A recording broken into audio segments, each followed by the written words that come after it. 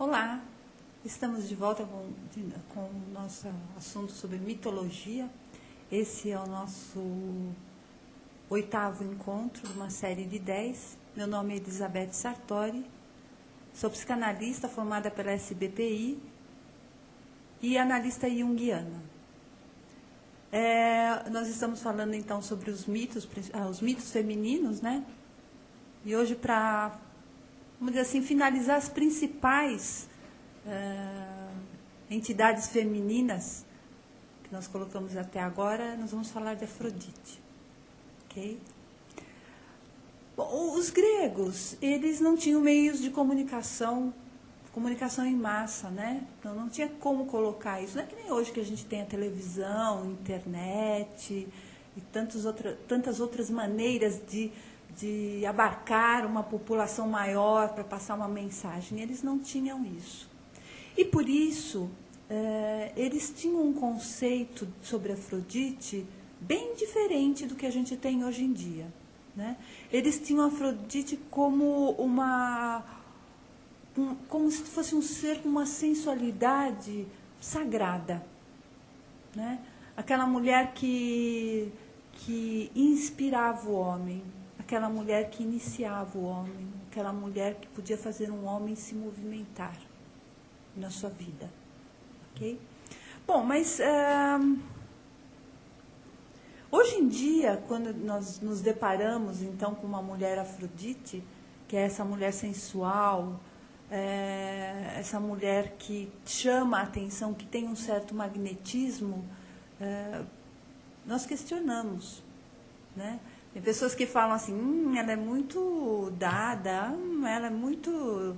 Olha só como ela se insinua, olha só como ela provoca, né? Ela não tem ideia, então, do potencial que tem para fazer um homem ou homens crescerem na vida, né? Crescerem enquanto homens.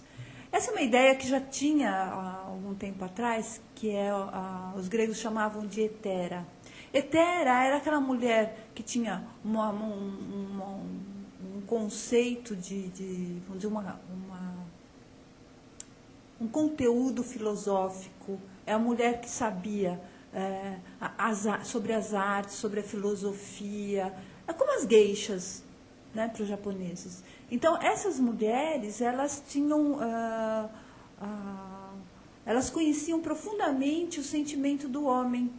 E elas faziam, então, com que esse homem fosse mais criativo, com que eles aplicassem isso no seu dia a dia, no trabalho, nas relações com as pessoas, em todas as áreas, né? Então, são essas mulheres especiais, que são sábias naquilo que fazem, sabem do poder que têm para, então, beneficiar outras pessoas. Bom, mas a lenda de Afrodite surgiu na época de Hesíodo, então o poeta, né? Um dos maiores poetas da época. E claro, já considerava-se o sistema patriarcal. Então, Hesíodo inseria essa Afrodite dentro de um contexto onde o patriarcado era que dominava, né? Então, ele coloca aí que a Afrodite tinha atração por homens fálicos. E como ele coloca assim? Vejamos, como que nasceu Afrodite? Né? Então, Uranus, deus do ar, do céu. Gaia, deusa da terra. Cronos, o filho da relação dos dois. Deus da terra também, da agricultura. Em conjunto com sua mãe, né, destronam o pai. Como destronam o pai? Cortando-lhe os testículos, o pênis, e lança ao mar. Ok? Então, lançando ao mar, Afrodite nasce, então, da espuma do mar, desse sêmen que jorrou no mar. Veja que coisa. Urano, tão poderoso, né? tão dominador, que rejeita os filhos, que empurra para a mãe, para Gaia, não assumindo, então, essa paternidade, não assumindo essa masculinidade, não está junto de Gaia, mas está sobre Gaia, como tempo, como ar, e ela terra. Ele produz uma mulher, uma deusa, feminina, bela, nascida do seu sêmen, nascida dele, não da junção de Gaia e Uranus. Bom, então, já se vê aí que essa mulher, esta filha, né, vai ter, então, um olhar mais acentuado para o fálico. Ela vem de um pai fálico, de um pai dominador, de um pai poderoso. Então, ela vai olhar sempre para o quê? Para aquele homem de onde ela foi gerada. Ela foi gerada de um pai assim. Então, ela prefere esses homens poderosos, esses homens os que são vitoriosos, os que se sobressaem, né? É difícil você ver uma mulher Afrodite com um homem que não tem muito poder, ou que não tem muito destaque, né? Existem, assim, pessoas muito bem... Se vocês forem para a história, principalmente dos Estados Unidos, vocês vão ver os Kennedys, né, os dois irmãos, com a Marilyn Monroe. Né? A Marilyn Monroe era uma Afrodite.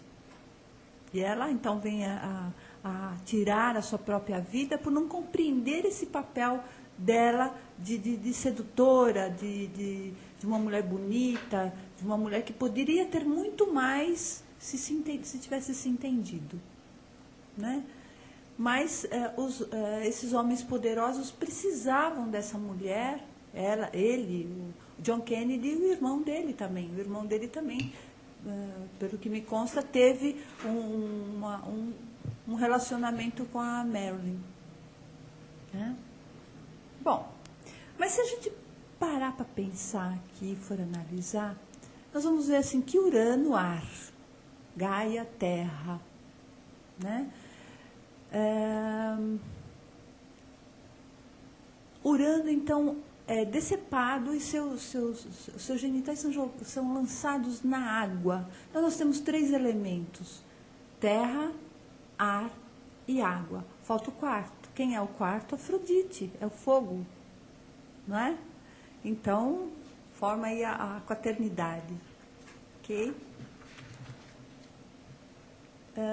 E água é sentimento, quer dizer, a partir então do sentimento, então esse masculino, esse Urano, ar, que é sublimação, que é estar achando que pode, faz o que acontece, e em contato com essa água, com esse sentimento, ele gera o erotismo, ele gera essa Afrodite, né? Ele começa a se perceber então que ele pode ter um feminino.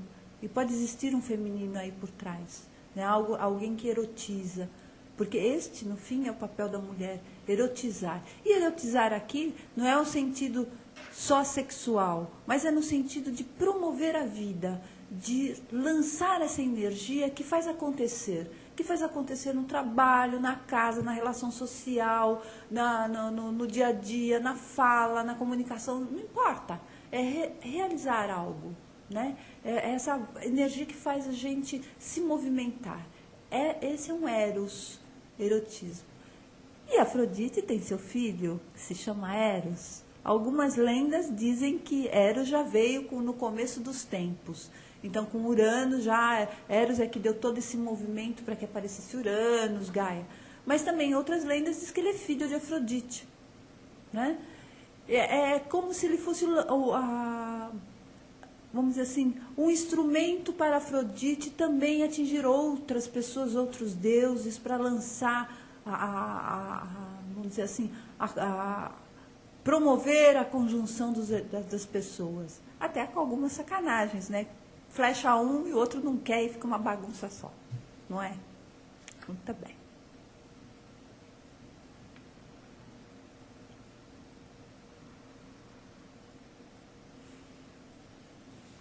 quem é essa Afrodite? Bom, ela é a deusa do amor, da beleza, da paixão, né? Ela é criativa. Ela é o tipo da mulher que ela se preocupa muito consigo. Mas esse preocupar-se consigo é preocupar-se com a sua beleza física num primeiro momento, né? Ela precisa estar bonita, ela precisa estar se sentindo bem, porque só assim ela passa para o outro essa mensagem. Ela precisa estar autoconfiante. É uma mulher que se acredita enquanto beleza física, enquanto potencial sedutor, né? Ela sabe o que ela é, né?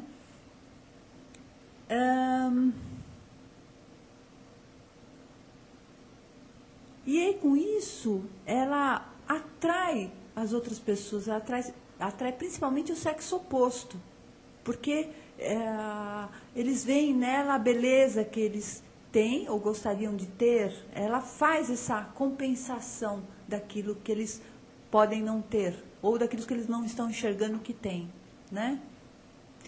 Ela tem também um foco sempre no outro. Ela gosta muito de si, ela gosta muito de estar bonita, mas sempre isso é para o outro também, para que o outro venha para ela, né? Para que ela se satisfaça. É um assim, eu estou bem, eu me sinto bem, me faço ficar bem para ter o outro, para o outro continuar me alimentando, ok?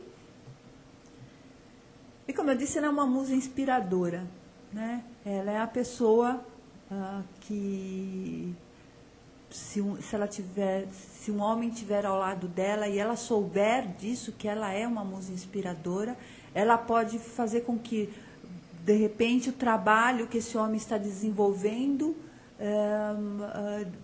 dê um impulso, ela consegue colocar nele, fazer com que ele acredite na sua criatividade. Ela lança esse homem para frente, né?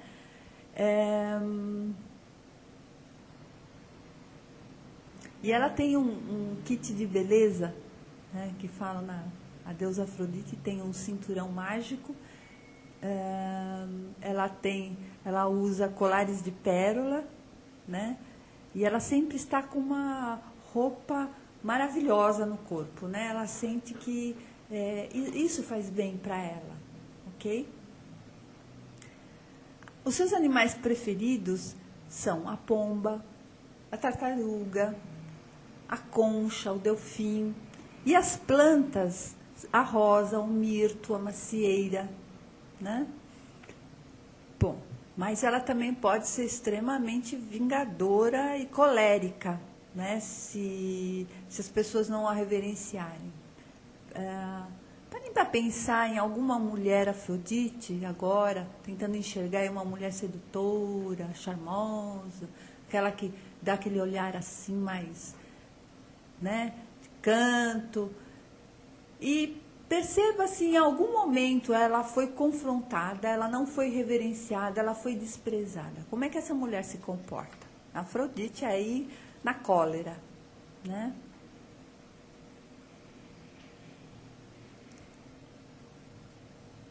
Muito bem.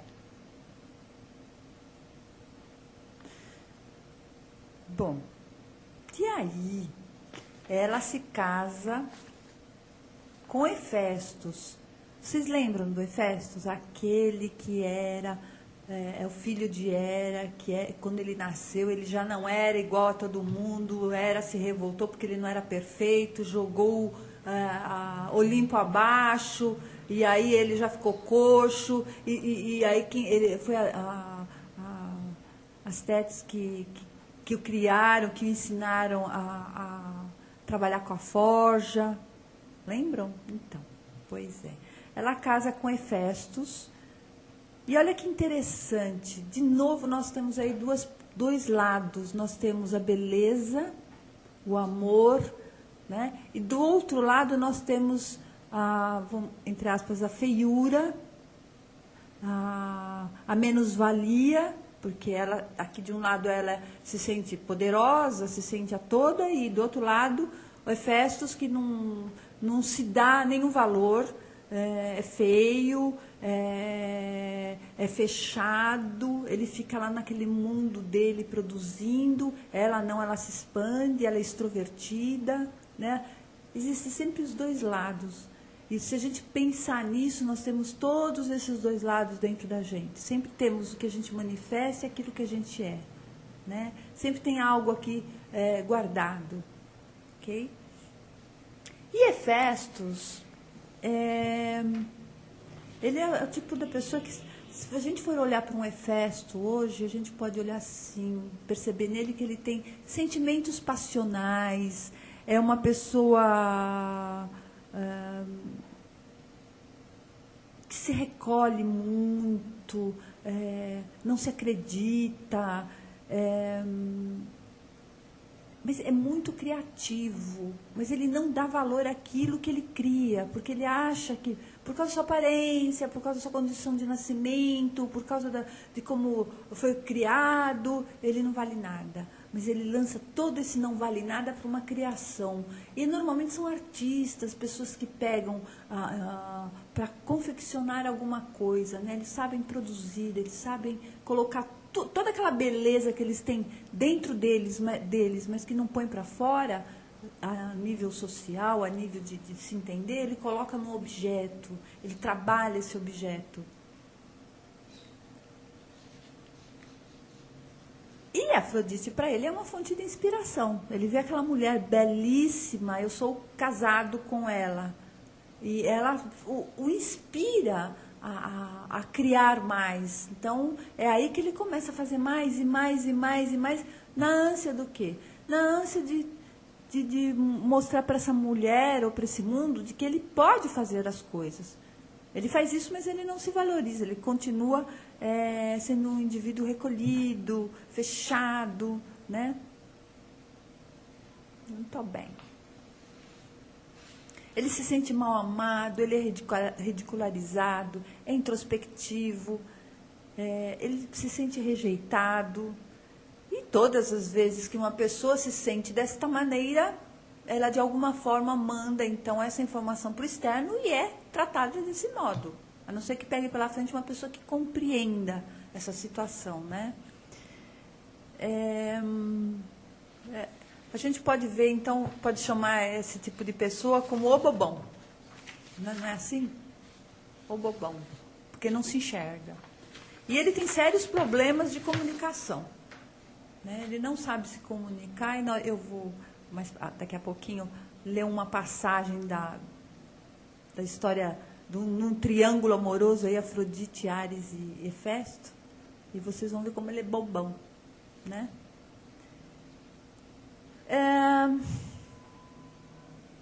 Mesmo a Afrodite, vamos dizer assim, que é uma mulher que precisa estar nesse mundo fazendo alguma coisa, tendo vários relacionamentos, né?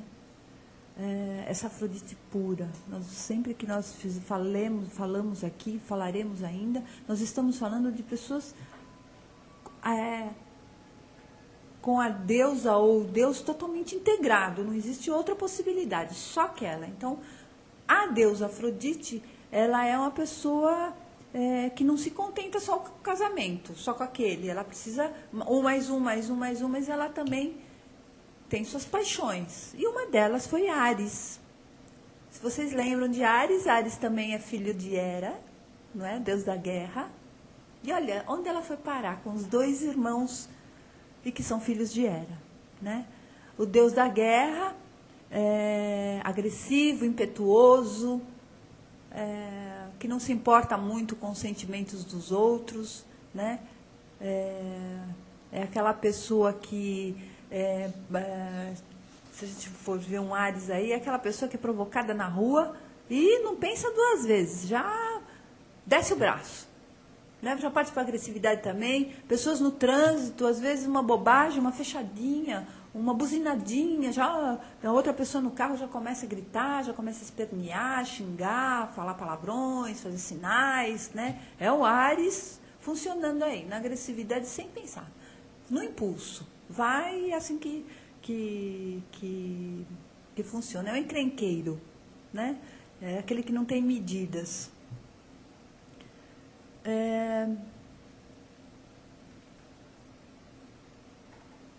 Por ele ser assim, ele também ele tem uma consciência corporal muito grande e para ele viver o sexo é uma fonte de prazer. Casou direitinho com a Afrodite, né?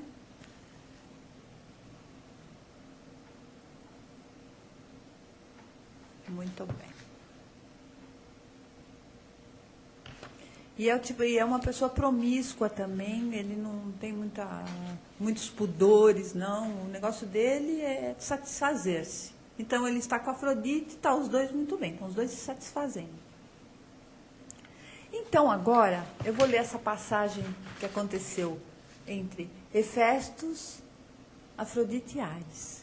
E aí envolve outros deuses, mas os três principais estão ali. Numa manhã, os amantes, Afrodite e Ares, são surpreendidos pelo sol, que corre a contar para Hefesto a traição. Cego de ciúmes, Hefesto resolve então preparar uma armadilha e monta uma rede mágica feita de bronze de trama tão fina, tão imperceptível e resistente como a de uma teia de aranha. E amarrou essa rede ao redor da cama. Hefesto diz a Afrodite que vai viajar. E ela chama Ares para o amor e deleite. Quando os dois quiseram levantar-se, os amantes deram conta de que, desnudos e surpresos, teriam de esperar pelo regresso de Hefestos para serem libertados. Enquanto o coxo demorava, acreditando que os faria sofrer mais prolongando a sua ausência, os dois aproveitavam da oportunidade inesperada em nome da paixão. Hefestos chama os demais deuses para apreciar a cena hilária. Olha o bobão, né? A lição, todavia, não se fez esperar. Divididas por pudor, ou porque já para apreciar divididas por pudor, ou porque já percebiam o brotar de uma sedução íntima, as opiniões emitidas perante o enredo dos amantes não satisfazeram o esposo traído. As deusas, por sua vez, demonstrando o falso pudor do que não admiravam, resolveram não opinar e não ficar no recinto e foram para os seus aposentos para fazer fuxico. Os deuses quase não davam atenção às queixas de Hefestos, porque todos se deleitavam com as belas formas saborosas da bela Afrodite, invejando a sorte do aprisionado e sorridente Ares. Hermes diz: escuta, mulher alguma é melhor que Afrodite. O caso de Ares não é precisão, nem nada, pelo contrário, é um prêmio invejável. Não gostarias de estar em seu lugar, apesar da rede? Zeus, com fingida solenidade, ditou a sentença.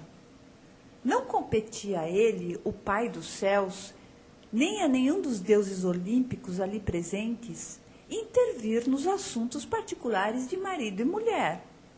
Se alguma vergonha havia, era de Hefestos, por estar a exibi-la nua aos olhos de todos, logo nos braços de um amante tão aguerrido, vigoroso e a olhos vistos, muito mais competentes do que ele, pois Ares mostrava-se vitorioso e até mesmo divertido em sua situação tão ridícula. Hefestos, por outro lado, tão orgulhoso de sua rede invencível, portava-se como uma comadre vulgar ao proclamar sua desgraça aos olhos de todos.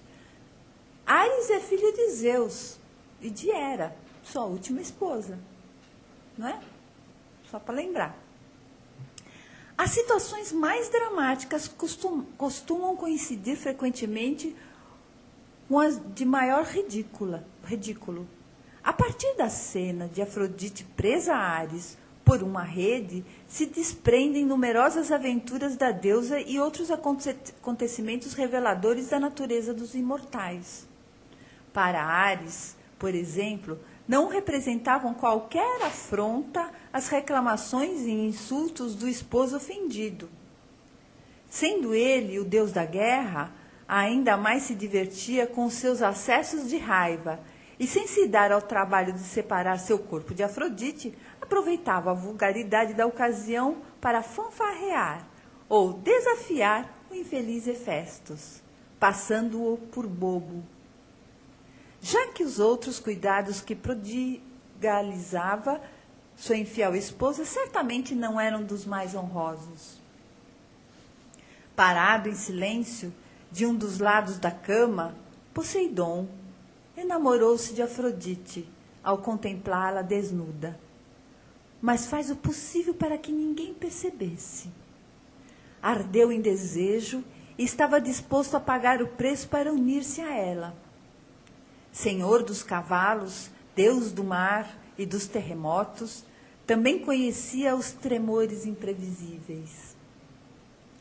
Fustigado pelos ciúmes que secretamente sentia de Ares, aparentou estar ao lado de Hefestos e tomou a palavra para expor a todos uma solução que acreditava ser conveniente. Poseidon diz: eu me encarregarei de pressionar Ares a fim de que pague o equivalente e satisfaça assim a honra ofendida. E Hefestos diz: mas se Ares não cumprir sua parte, como é de se esperar, então tu, Poseidon, deverás ocupar o lugar dele na rede. E, conforme jurei ainda há pouco, não poderão sair dela, nem tu, nem Afrodite, até que eu me considere totalmente desagravado. Sábio como era, Apolo soltou uma gargalhada ao escutar uma ameaça tão ingênua. Ficar na rede? Tu dissestes? Em companhia de Afrodite? Meu pobre Hefestos, mas então não te dá conta do que estás propondo? E Poseidon intervém. É que ele não acredita que Ares não cumpra o seu dever. Porém, se assim for, se Ares faltar a palavra e sair por aí a continuar com sua velhacaria, eu estou disposto não somente a cumprir meu dever, como também a desposar Afrodite, a fim de resgatar-lhe a honra e protegê-la de novas espreitas. Então, os deuses que ali achavam congregados deliberaram, sempre movidos pela simpatia que lhes despertava a apetecível Afrodite, decidindo que Hefestos deveria libertar seu rival Ares para que este regressasse à Trácia, sem causar maiores problemas, ao passo que Afrodite deveria retornar a Pafos, sua ilha nativa de Creta, a fim de que a espuma que havia gerado renovasse a sua virgindade quando se banhasse no mar. A indiscrição de Hefestos para sua desgraça marcou-o como o maior e mais ingênuo cornudo na história de todos os tempos. Já totalmente esquecida do episódio, Afrodite banhava-se em suas águas primordiais e flertava como se nada tivesse acontecido, enquanto Hefestos continuava sofrendo no calor de sua forja. Logo, Hermes foi visitá-la, a fim de confessar o seu amor e adulá-la com doces palavras. Afrodite, como era de seu costume, desprendeu o mítico cinturão para se deitar com ele durante toda uma noite, sobre as areias mornas das praias cretenses, e juntos geraram Hermafrodito. De acordo com o combinado, e uma vez que Ares jamais cumpriu o trato, assim como Hefestos nunca chegou a se divorciar de Afrodite, esta também acedeu às solicitações de Poseidon, com quem procriou Rodos e Herófilo. Quer dizer, ela queria mais ela sentia a paixão, ela sentia o desejo e mandava ver. Né? Para ela não estava nem um pouco preocupada. Se a gente for pensar em termos de Áries e Afrodite, os dois são agressivos nas suas atitudes, autoconfiantes, né? Os dois têm consciência do seu corpo e sabem o que é o prazer, sabem como senti-lo. E por isso eles não se preocupam muito com etiquetas sociais, né? Nesse caso aqui de uma Afrodite pura. Muito bem.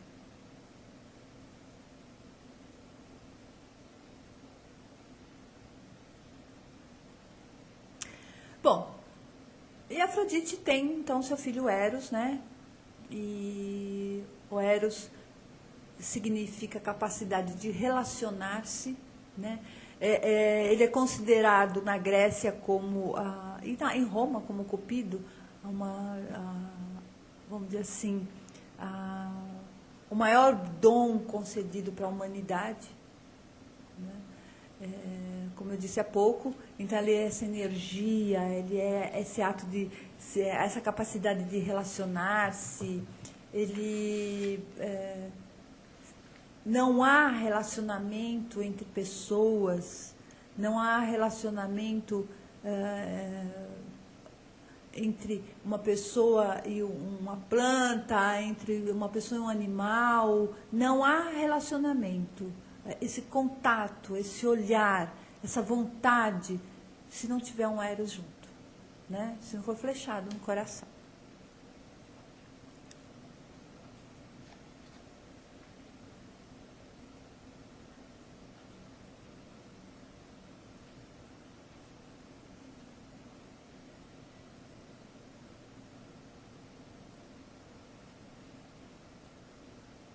E uma Afrodite, se ela não tiver tudo isso, ela vai definhando, né? Aos pouquinhos ela vai perdendo brilho, ela vai sumindo, porque para ela não existe outra forma, né? Não existe outra maneira de estar no mundo, né? De estar na relação.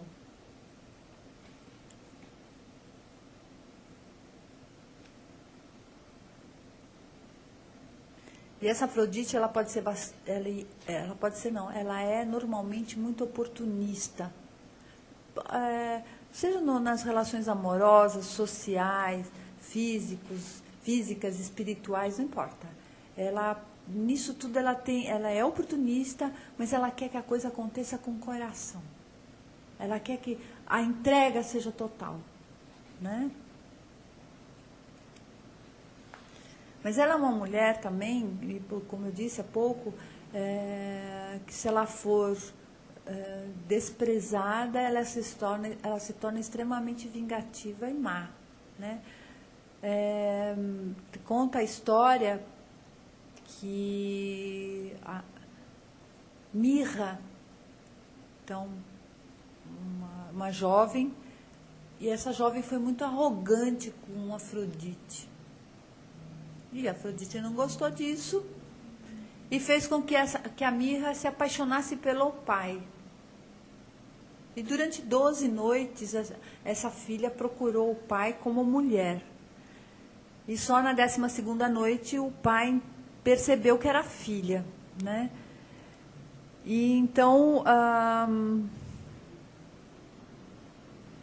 Mirra pede ajuda aos deuses, o pai sai atrás dela para matá-la, que isso não podia acontecer, e a ajuda que ela recebe é ser transformada numa árvore. E dessa casca da árvore nasce, então, uma bela criança que se chama Adonis, né? Teve uma outra história que é na ilha de Lemos, onde só tem mulheres, né? Por não honrarem Afrodite, lança então uma maldição, uma vingança, onde elas exalariam um cheiro bastante desagradável, bem fedido. Com isso afastaria os homens do contato com elas. E por causa disso, então, virou uma sociedade exclusivamente feminina, né?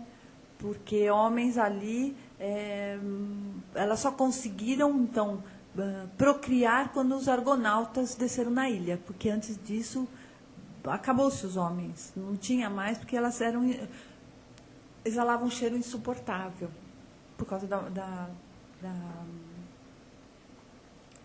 maldição da vingança de Afrodite. E Eos é a deusa, a personificação da aurora. Eos se apaixonou por Ares.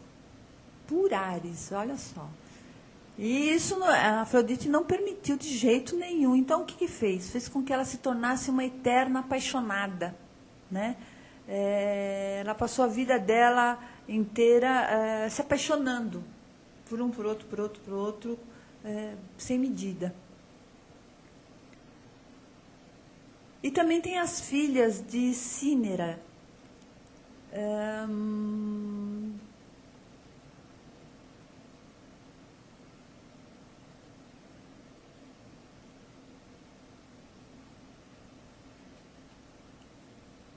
Por também desonrar Afrodite, desonrar ou ignorar, desprezar, alguma coisa que elas fizeram para Afrodite as condena a serem prostitutas para o resto da vida delas.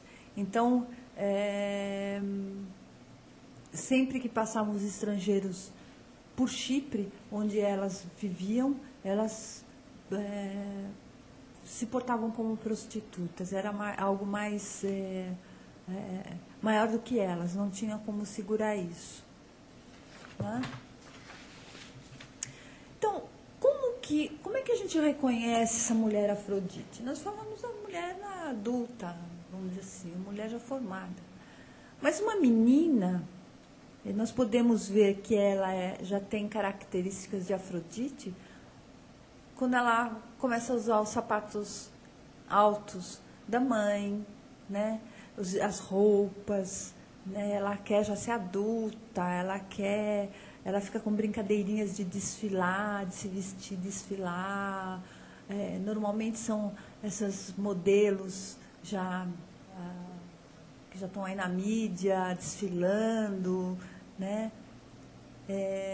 Então, essas meninas já têm uma tendência a ser modelos, atrizes, decoradoras de interiores também. É onde tem beleza, elas vão estar. Elas vão colocar essa beleza para fora. Elas querem que isso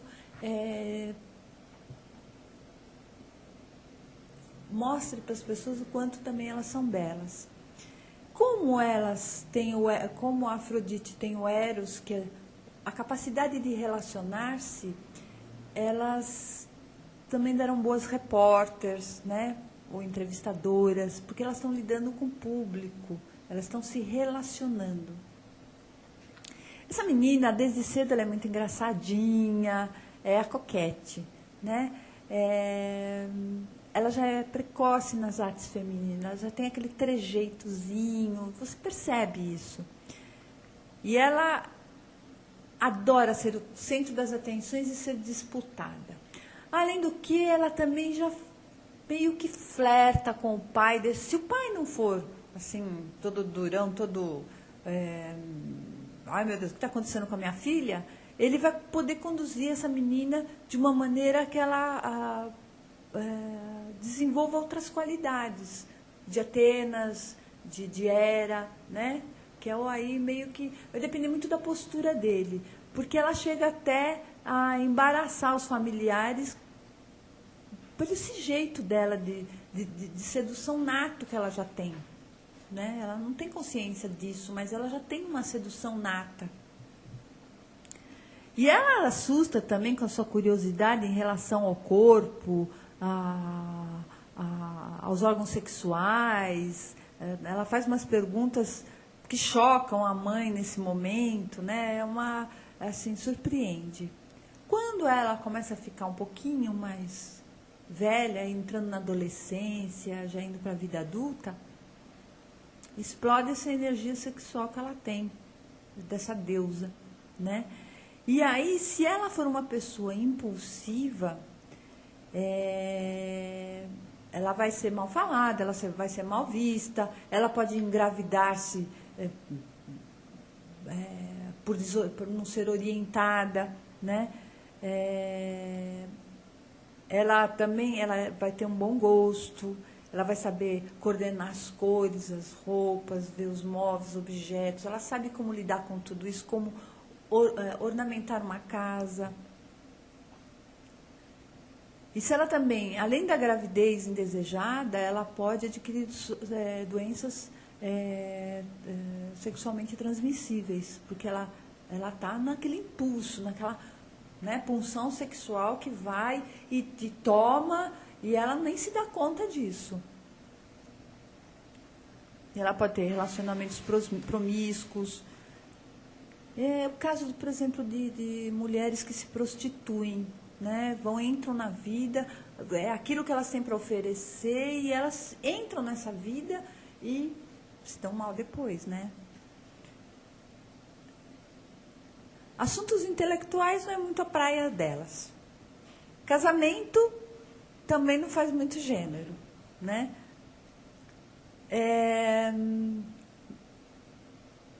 Elas atraem homens ambiciosos e poderosos, e ela atrai e gosta, é assim, ela olha dessa maneira.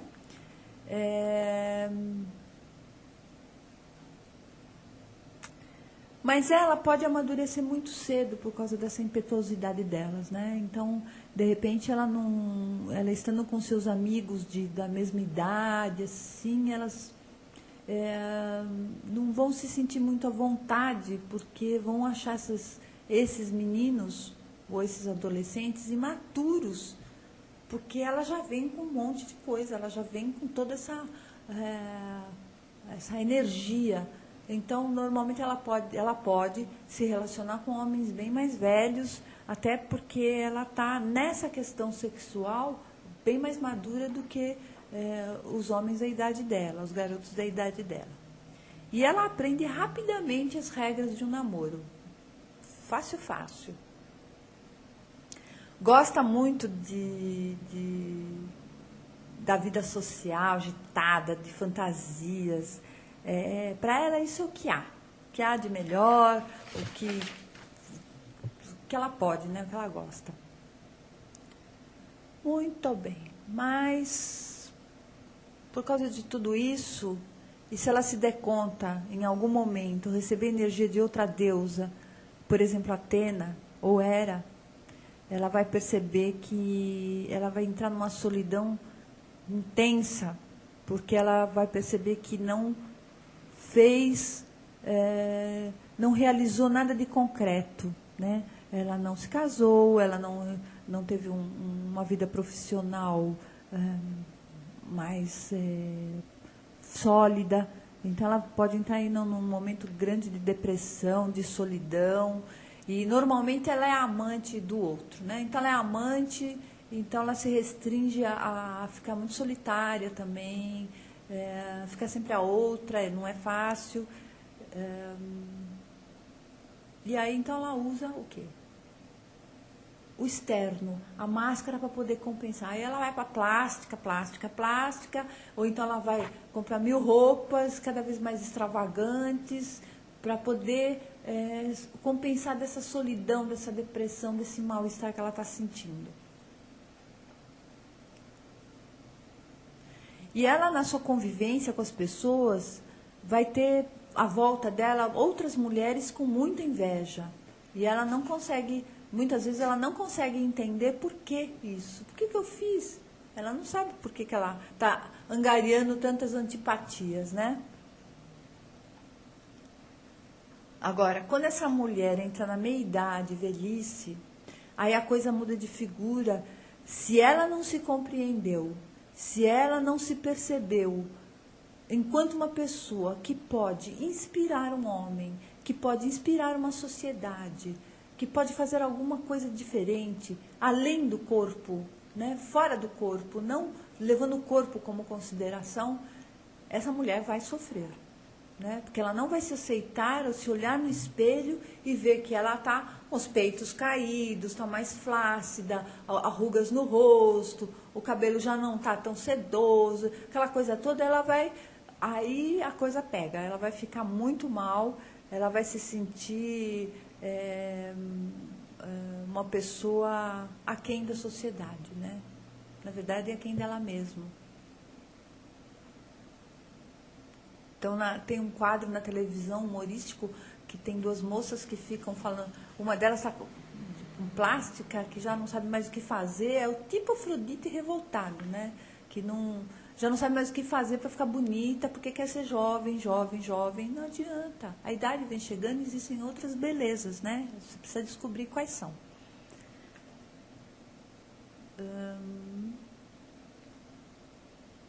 Então, ela vai ficar sem autoestima, vai baixar a autoconfiança, né? Muito bem.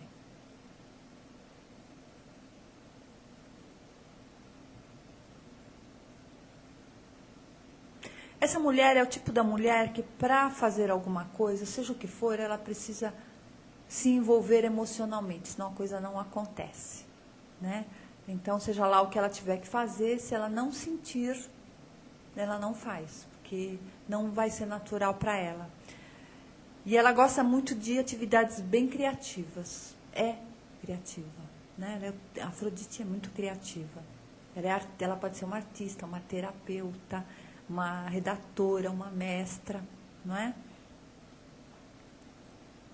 Muito bem. Na família, os pais normalmente vão tratá-la como uma bonequinha deles. Mas não é a bonequinha, seria uma maneira narcísica dos pais colocarem isso, né? Olha só o que eu produzi, olha que bonequinha. Então, na verdade, eles não estão elogiando esta menina, e sim eles. Eles foram os máximos em colocar no mundo essa boneca, né? As mães podem agir como competidoras em relação a essa filha Afrodite, em relação ao pai, ou até em relação aos namorados das filhas, né? Vão querer estar sempre rodeando, chamando atenção para elas, porque elas, de uma certa maneira, não admitem o fato da filha chamar mais atenção do que elas. Olha a atitude narcisista de novo aí, né? Essa disputa.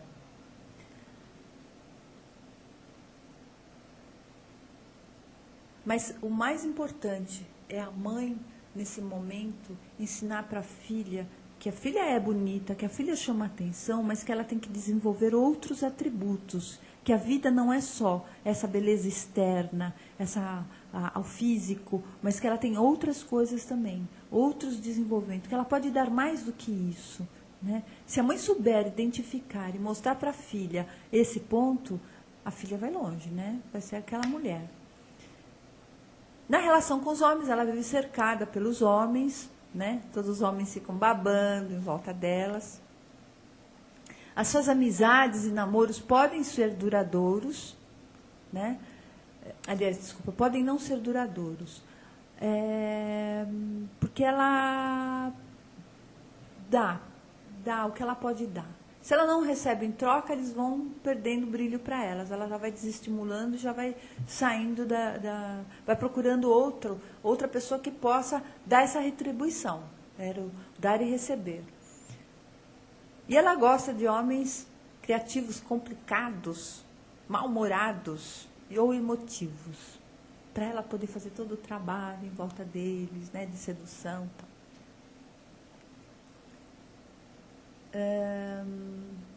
Mas se ela conseguir um homem que tenha essa relação com ela, como Ares e Afrodite, né?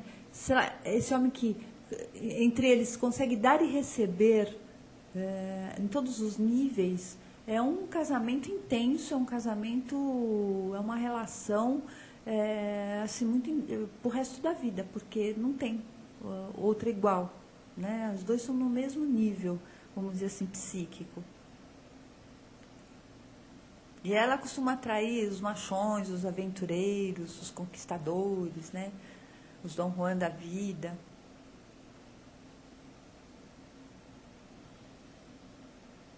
Gosto de homens sofisticados.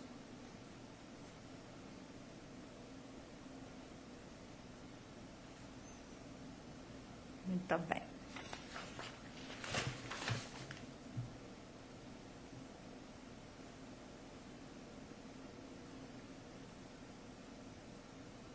E com as mulheres, a relação dela com as mulheres, assim, de amizade, né, de convívio. As mulheres, Hera e Atena, são seus opostos. Hera, então, nem se fala. A Hera é aquela mulher da relação conjugal, tudo certinha, onde ela incentiva o marido a se projetar, a ser o poderoso. Afrodite quer o poderoso. Então, é aquele lado onde, né, é o contrário de Hera. Quer dizer, uma é a sombra da outra. Então, Hera, jamais. E Atena é a mulher dos negócios, a mulher que sabe se posicionar, que sabe o que quer, que não precisa, que não sente a necessidade dessa parte sexual. Ela é autossuficiente até um certo ponto, então também não dá certo com a Afrodite, porque a Afrodite precisa do sexo, precisa dessa parte toda de atrair o homem. E a Atena não está muito ligada com isso, não. Então, as duas são as sombras de Afrodite e não vão se dar bem nunca, né? Se tiver num grupinho uma Hera ou uma Atena, vai ter confusão, vai ter discórdia. O que pode acontecer é, se dentro de um grupo tiver outras Afrodites, elas vão ficar ótimas. Vai falar de compra de bolsa, sapatos, e não sei o que, perfumes, não sei o que lá, vai estar tudo maravilhoso. O Perséfone vai se dar bem com Afrodite, porque Perséfone é uma mulher sensual, com as Héstias também, né, que são as mulheres também do lar, mas de uma maneira mais equilibrada. Okay? E com os filhos, ela vai ser uma mulher bastante afetuosa, generosa, ela estimula os filhos a desenvolver os talentos, as qualidades, mas ela não fica com muitos cuidados, não. Ela é bem generosa, tal, mas ela não fica o tempo todo paparicando, não. Ela quer que eles também tenham autoconfiança e vão para a vida, né?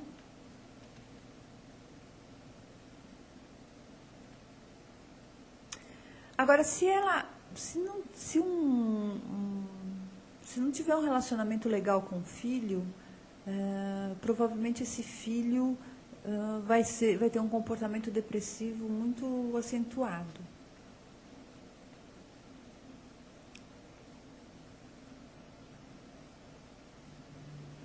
Ela é uma mulher que está sempre plenamente à vontade com o seu corpo, ela tem uma relação descomplicada com o que diz respeito à sexualidade. No casamento ela não se preocupa muito, o negócio dela é estar junto, né? E ela aceita papéis de amante. Assim, para a Afrodite pura não se importa se ela é amante, ela só quer ter a relação dar e receber. A Afrodite, como nós todas somos Afrodites, Hera, Atena, nós temos um pouquinho de cada uma, então, para a mulher que é amante, já fica meio incomodada, porque não é bem isso que ela queria, né? E na história, colocam, então, Afrodite, e ela aparece, então, por Hesíodo, na era patriarcal, onde o domínio é do homem, não é? Então, já tem ali uma certa reserva. Na história, já vem que ela é uma sedutora, ela é uma bruxa, ela é a mulher fatal, né? Isso, se vocês forem na história, aí na época do cristianismo, quantas mulheres foram mortas acusadas de bruxaria, né? Essas mulheres acusadas de bruxaria também são as Afrodites que apareciam. Então, essas bruxas, eles tinham essas bruxas como mulheres que durante os seus cultos místicos, elas faziam tudo o que elas podiam e queriam com o diabo, com o demônio, né? E muitas confessavam isso, mas confessavam sob uma intensa tortura dos inquisidores da época. Mas de onde vinha, então, tudo isso? Vinha da necessidade dos inquisitores encobrir toda a perversão que eles tinham. Estava neles. Eles desejavam fazer tudo aquilo que eles queriam com as mulheres, mas eles não podiam por causa do celibato. Era pecaminoso isso.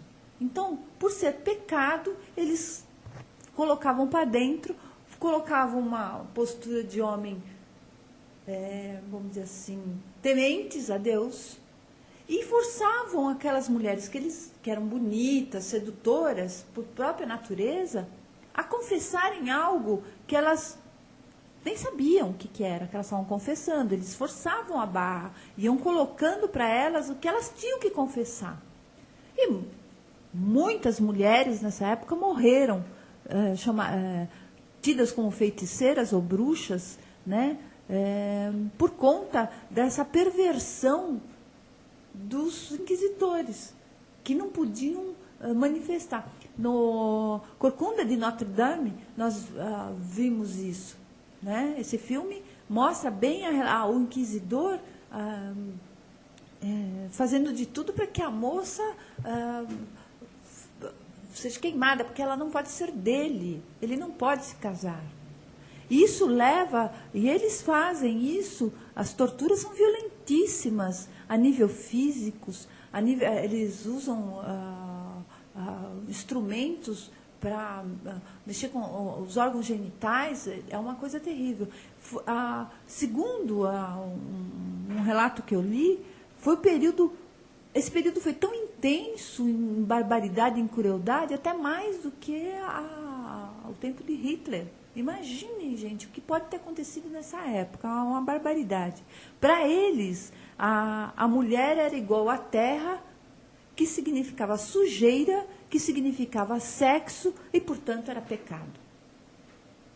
Né? Imagine só como é que era o negócio. E acabou-se, antes então de entrar toda essa questão do cristianismo, tinha os trovadores, o amor romântico. Né? Essa época era uma luz que se acendia para continuar divulgando essa Afrodite, mas que veio cortando quando instalam a Virgem Maria. Então, toda mulher tinha que ser pudica, quietinha, não podia manifestar, olhos baixos, não podia ser bela, nada, porque aí ela seria, então, uma bruxa. Né? Muito bem.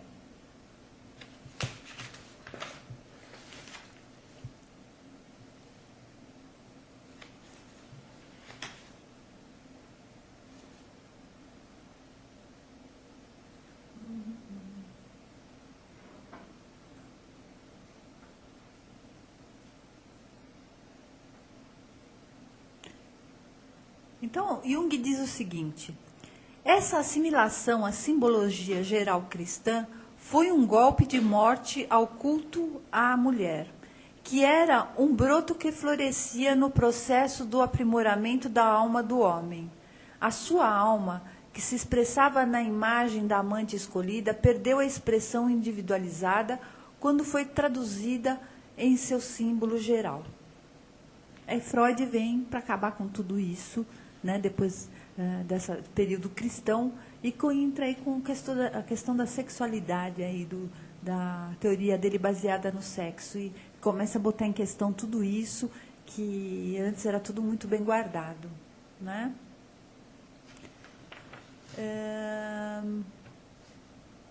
Então,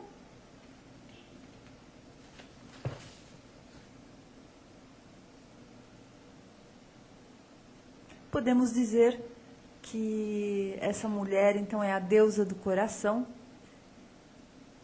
As dificuldades psicológicas dela, então, é muito impulsiva, ela é egocêntrica, ela é imediatista, ela é ansiosa, ela pode ficar deprimida depois, por não poder oferecer mais esse físico. Ela tem ela tem dificuldades de ter um amor duradouro, ela pode amar intensamente e se dá muito mal. Ela compete muito com outras mulheres, né? Ela vai ter que aprender a perceber que ela tem qualidades, que ela tem como inspirar uma pessoa sem levar em consideração o corpo como um fator número 1, né? Que ela tem, que ela precisa se acalmar, se organizar, ok? Ela precisa aprender a dizer não para determinadas coisas. E aprender a conseguir recompensas. E vocês podem ir, então, um outro mito que fala, que é um mito muito parecido com o da Afrodite, é Lilith, né, que não aceitava ser menos do que o Adão. Foi a primeira esposa de Adão. Voltamos no próximo encontro.